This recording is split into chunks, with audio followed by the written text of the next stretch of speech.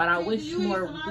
Mommy, I am filming, but yes. Oh, mommy, yeah, mommy, I know.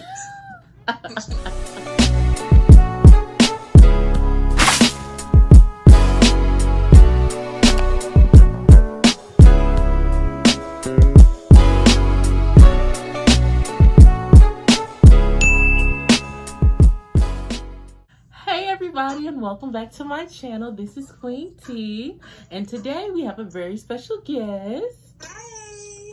My sister, Lakia Sane. Where are you from, Lakia? I'm from Hutchinson, Kansas. And how old are you? I am 22, about to turn 23, Jordan year, period.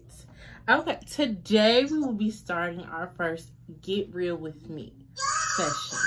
And the topic is the critically acclaimed show, Insecure. All right, let's just jump into it. Okay. Girl, after watching, what was it, episode 8? Yeah. I'm just, I don't know. Okay, so I'm totally for Issa getting back together with Lawrence. I knew he was on the phone with her at the end of episode 7. I did know that. I knew it. They needed time to grow. They did. They did. They needed time to grow. They were stuck in a bad situation, and when they got out of it, and that was internally, that was within themselves. Mm-hmm. There was nothing particularly wrong with their relationship. That was within themselves. Mm-hmm. Issa just wasn't, like, we saw, I feel like, in the first couple seasons that he wasn't happy. But then, right, after a while, we started to realize she wasn't happy either. And then she wasn't just not happy with him and their situation. She also wasn't really happy with herself because she wasn't doing what made her happy. Right. With her job, like, that whole, like, you know, her job environment was bad for her. Yeah. And so she was not only not happy at work, you know, when she came home, she wasn't happy. What really hit me was, you know, when they were at the dinner table talking, and she was like, there were times where I would drive around for hours after I got off work just to avoid coming home. Yeah, that hurt a little bit. Like, I can't imagine that. No, I mean, like, so, you know, I've been there. Like, I've been unhappy in a relationship where, you know, I didn't want to go home, or I didn't want to be with that person. You know, I moved out when I was 17 and moved in with my boyfriend. Oh. And I didn't really like him. Oh, I did not know that. Yes, I didn't really like him, and so that internally, that does something to you because you feel stuck when you move in with somebody. Like, that's a big choice to end the relationship, because that means you have to find a new place to live.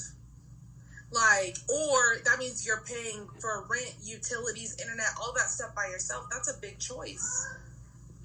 Mm-mm. So you just feel stuck sometimes. I've been thinking about moving in with one of my boyfriends. Oh, Lord. One of them? Let me tell you something. Let me stop. Let me tell you something. Because it's all fun and games till rent due. I can't live with no man. He will spoil the mess out of me. I know that he'll take care of the bills. But, no, I can't live with no man right now. I need my space. Right. And I think that they needed their space away from each other. Because what they say, like 5 years they was together? Yeah. And it's just too much. Like, it is. Like, when they were having that conversation, like, I felt myself, like, almost crying sometimes. Mm-hmm. Because it's like, it was like, that was so raw and real. Like, that was probably one of the, like, best depictions of, like, what you go through in a real relationship on TV that I've seen in a really long time. Same. Like, that it was really powerful, because it's like even Lawrence, like, she supported him financially, emotionally, all of that for the better part of the 5 years. And to have a year where your man, like when she was saying all this stuff, I didn't know they weren't having sex. He didn't want to talk to her. Like, she just was like, you did not want me. And I'm like, dang, sis. Like, do you know how tough it has to be to come to the realization that the person you love really just don't want you. And doesn't want to talk to you. Like, that's... And I mean, I feel like, you know, in that first relationship, I was more like, I related more to like Lawrence because I was unhappy. So I was like, no, I don't really like you. And I don't really want to talk to you. And like, because I didn't like me, you know, at the time. And I didn't like the situation that I was in. And so I couldn't like share or like somebody else when, you know, I wasn't really happy with me. And that's a tough realization to come to as well. I will say I'm Issa, 110%. Unfortunately, I am a cheater, pumpkin eater, honey. Yeah, I did that too in that first relationship. Like, I don't know. I liked both. Yeah, I don't know. Because since the show came out, it always made me think of one of my exes, like when it first came out and she was cheating on him because he wasn't really like living up to his fullest potential. I felt that because I'm like, dang, I love this man, as in my ex or whatever, but he not doing what he needs to do. And he's clearly, you know, like dealing with inner demons, and he taking it out on me by not being affectionate, by not showing me the attention I needed. Like, my needs just weren't met, and on top of that, it did kind of feel like I wasn't supporting no man financially like Issa was doing. I ain't gonna do that, but I was kind of fitting the bills sometimes, spoiling him, getting him stuff, and it wasn't reciprocated. And I didn't want material things back, you know, in return for all the things I was doing, but some time and affection would have been nice. Right. So, you know, it'd be like me, I'm gonna act out. I mean, what I would say is I didn't F anybody else like Issa did. She kind of did the fool a little bit, just a little smoochy. Nothing too deep. Girl, in my first long-term relationship, that was when I moved out. No, I did the full thing, and it wasn't even and he found out, and because men are nosy. And I told him, I was like, I'm not happy. Like, I don't think that you can fully satisfy every part of me. I was like, so if you want to be with me, I also need this other dude. And he was like, well, okay, I'll try. And, you know, and then I realized that having these two people, those two people were toxic. Both of them? Yes. They just wanted to consume me. It wasn't anything it was not healthy.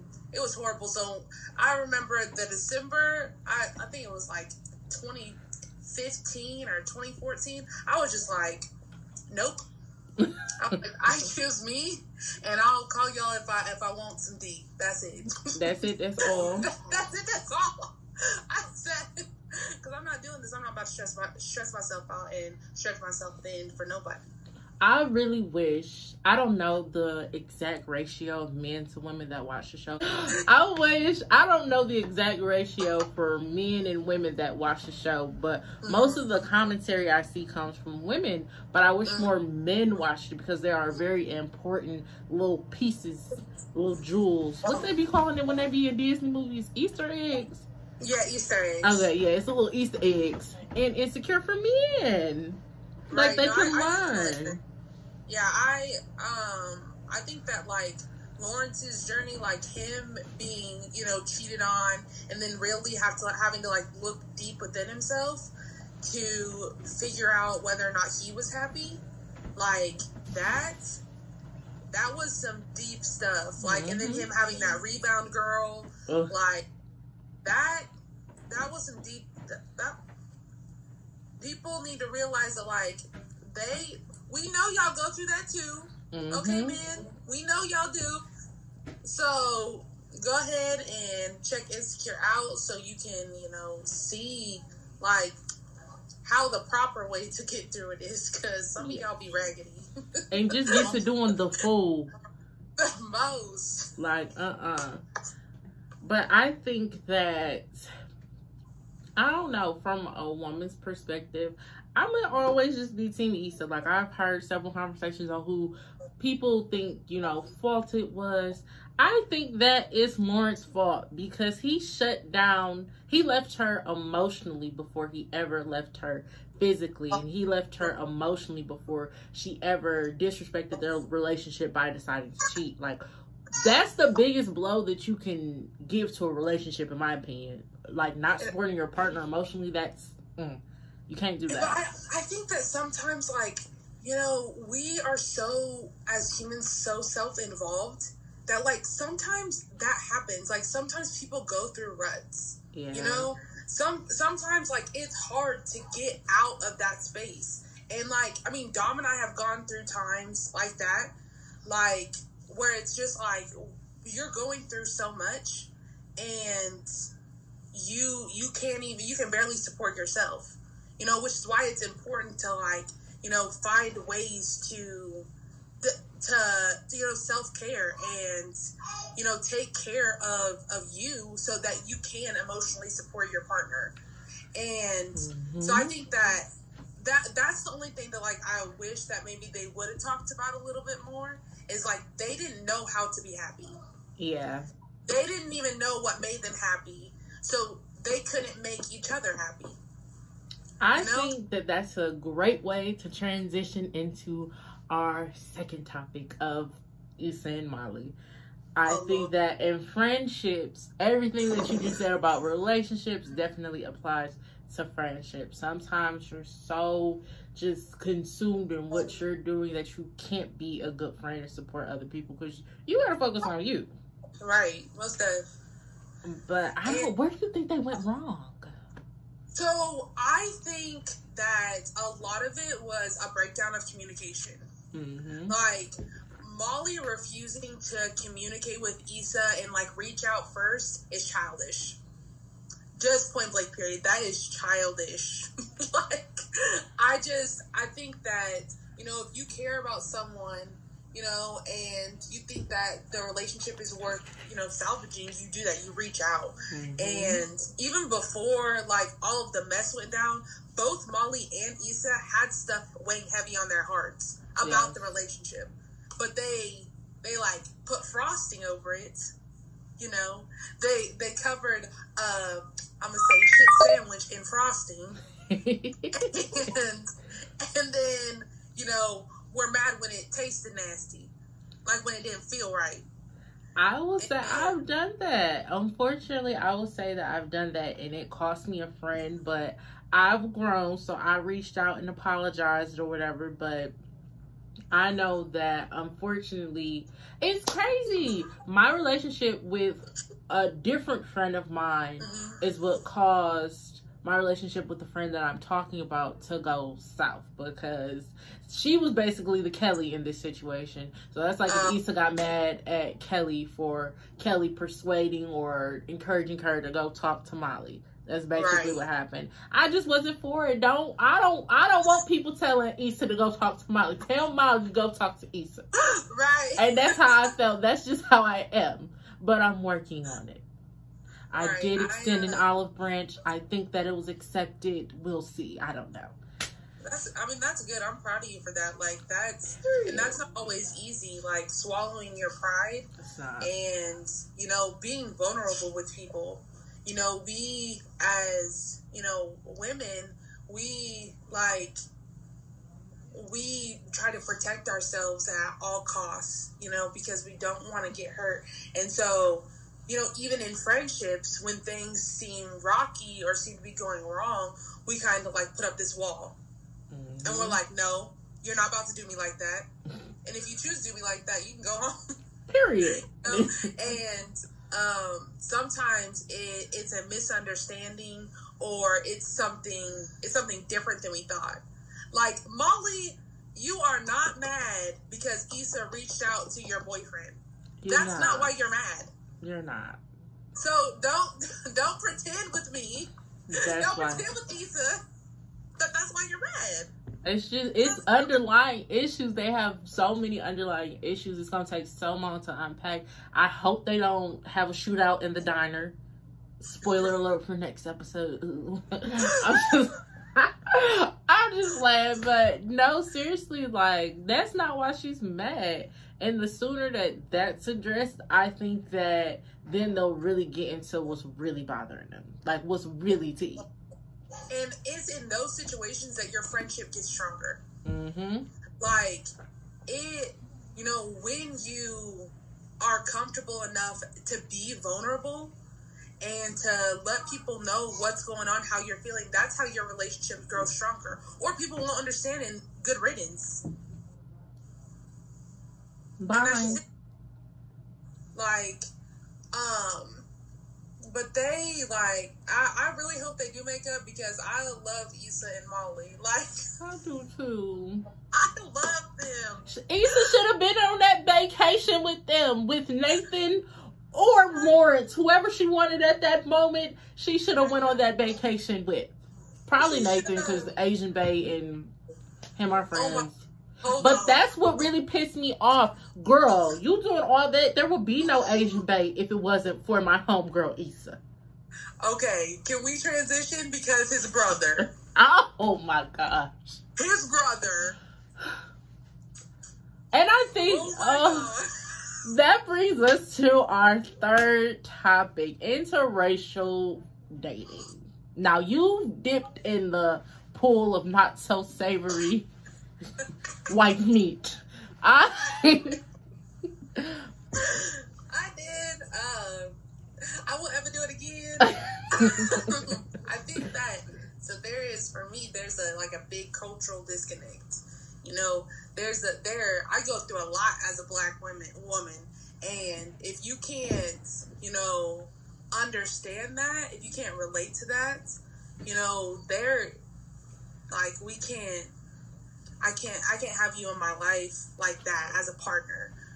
Like, I value being able to, talk and discuss about Black issues and, what the movement looks like, what it feels like with somebody that understands. You about to make me lose my man, because he don't understand. Oh my gosh, that's so important. It is, especially when you are active, like, because when you go through stuff and people don't understand, you're like, I need to talk to somebody that does. Like, I need that, because only someone who understands, who's been through it, can provide that type of support and comfort. Yeah, that's it. And so, I mean, and when that happened in the pool, when his brother was acting a fool, it really, like, it brought back some memories for me. Like, you got triggered? No, Janae? Yeah. No, it did, because it was like, I remember being that, but I was 16 at the time. I was 16 and I walked into a room full of white people and they just looked at me. I remember his brother would not shake my hand, would not introduce himself to me. Like that. And this was before Corona, so there was no excuse. Yeah, like, it was bad. Like, and it's so uncomfortable. And at the time, I just laughed, because I was like, your whole family is staring at me right now. And Tiara, when I say that I walked into this house and I was not expecting all these people. They were, like, gathered in a circle. I walk in and I'm just like, oh my God. Did you accidentally step into a Klan meeting? What the heck? But that's what, girl. That's really good. Like. I was like, oh, did I walk in the wrong house? What's really tea? Right. But that's the main problem. I feel like her Asian Bae was sticking up for her to a certain extent, and that made me respect him a little bit more. Right. But at the same time, it's what you said, like, it didn't hit as much. And then the fact that she was kind of feeling sorry about it after, the fact that Molly was feeling sorry about it after, and she didn't do anything wrong, that kind of made me upset, because it's like, you shouldn't have even been put in that type of position. The fact that his brother automatically was like, well, why you gotta make it a race thing? We're tired of answering that question, y'all. We're sick of it. You did. Y'all did. Y'all made it a race thing. Don't do me. Race is literally a social construct made by white people. But they want to say, why, right? Why y'all gotta make everything about race? Why did y'all make race a thing? That's what I'm saying. Like, if you had just left us alone. It's confusing me and my homegirls. Like, and I'm sorry, but I'm also not sorry. That's exactly why Asian folks are not people of color. What color? Right. What color? Yeah. It's like, that was a prime example. They don't understand the microaggressions that we go through in white spaces. They just don't get it. And it's like, I understand that, like, there's definitely, like, you know, things are said that hurt Asian people's feelings. Mm-hmm. Most definitely. And I get that. And that sucks. Like, they go through certain microaggressions as well. Yeah, but I think that the difference is it's not systemic. Like, the odds are not stacked against you. Hello. So I think that's why it's different. Like, it's something that they can't possibly fathom or understand, you know? Like, they never were and never will be. I was having a conversation the other day, and we were talking about, like, the difference why, you know, Black people don't really have, like, communities that flourish. And it's because we weren't given the opportunity. Like, we weren't given that. And that's, like, for me, is, like, the main difference between us and other people of color. We weren't given that. And when we did take the opportunity, when we did do it, they just burned it down. Simple as that. I do feel like, I think Issa was rooting for them, and that's what kind of made it harder for me to watch that. Because I'm not going to say I was expecting something of the sort to happen, but I'm glad they addressed it. That's possible. Like, that's something that comes with dating someone of another race, and it's just the truth. Like, they're not always going to understand your struggle, but you cannot back down from it. You need to explain it if necessary. Like, things just got way too tense and disrespectful in that pool for me. It did. It did. It got disrespectful, and it got disrespectful fast. Like, I think that for me, it kind of caught me off guard for a minute, because I was like, I'm sitting here and I'm like, don't do it. Please don't do it. Don't say it. Don't do it, please, because, like, I'm so tired. Like, I'm tired of having to explain myself, you know? Like, I should not have to explain to you how I feel or why I feel the way that I feel. Because your validation is not necessary. It's not necessary. It's not. I don't care. And so that's like the qualms, because, like, even if that person, you know, is down for the cause, it's very rare that people will, you know, disown their family for not. You know, they just make exceptions for their family, like, oh, that's just them. How they are. That's just my brother. That's just how he is. Like, no. I just feel like it just made it clear Asian Bae, he was in the middle, but he didn't really have to be. Like, he could have just been Team Molly, just be on the right side of things. But it was points where Asian Bae's sister-in-law kind of was like, wait a minute, Molly. Hold on. Right. And it was like, she didn't say anything out the way. She ain't say nothing wrong. Y'all should have got him before he got started. Went all the way out. Because when Molly was going off on him, talking about what discrimination, I said, oh, Lord. I said, oh my goodness. I said, you did not do that. You went in. Like, I was like, oh Lord. But I'm proud of her because she is depicted as a black lawyer. So it's like, Right. you know, I don't know what type of law you practices, but I'm going to assume now you into some civil rights type litigation, or maybe some contract law or something of that nature. So you need to stand on your own. You need to be able to articulate yourself and defend yourself against stuff like that. Right. And, overall, great episode. And the timing was just kind of scary. Like, I personally think that episode really showed that sometimes forgiveness is necessary, and it can happen. Like, you can get over cheating situations sometimes. That doesn't mean that it's right. It just means that, you know, if y'all know that the love is there but the growth wasn't, right.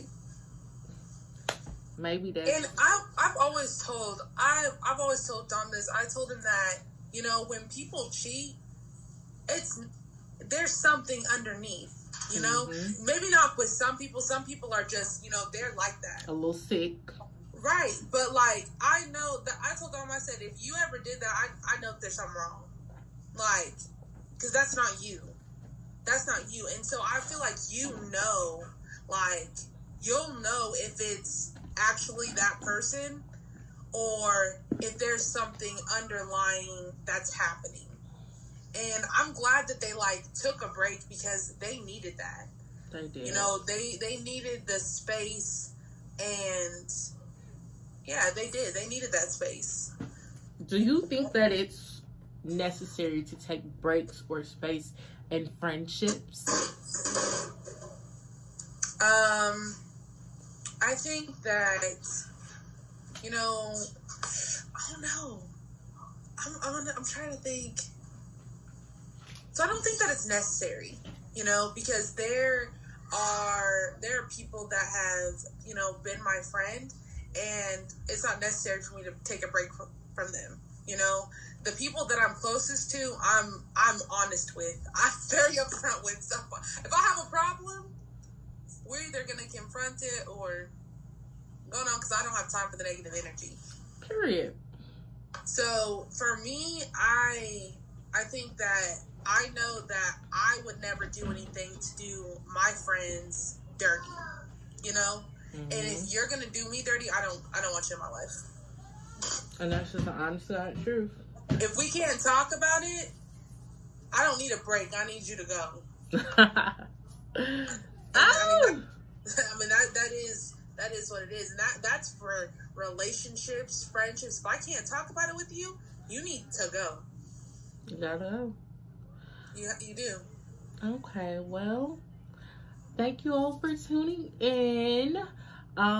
You will be seeing more of Miss Sane, honey, because this is what YouTube needed too. The dynamic duo. We're back. The dynamic duo. If it wasn't for Miss Rhoda, we would be doing this together physically. This sucks. Okay. Like, comment, subscribe. Bye. Yes.